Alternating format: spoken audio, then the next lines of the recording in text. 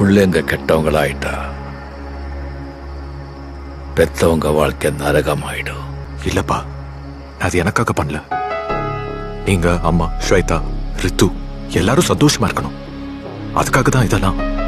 இனிமேல் இந்த மாதிரி பண்ண மாட்டேன்ப்பா. என் மன்னிச்சிருங்கப்பா.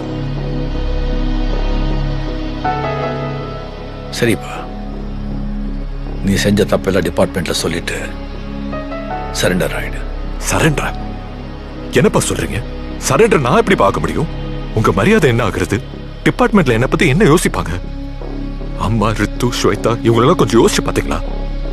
முடியாதுப்பா, என்னால சரண்டர் ஆக முடியாது. நீ சரண்டர் ஆகணும். உனக்கு வேற வழியே இல்லை.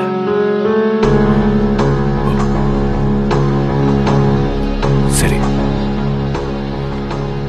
அப்ப எனக்கும் இது தவிர வேற வழியே தெரியல. You always been an inspiration to me and I love you so much. இந்த விஷயம் உங்களுக்கு எனக்கு மட்டும்தான் தெரியும். நீங்களே இல்லைன்னா இந்த விஷயம் இங்கேயே முடிச்சிடும்.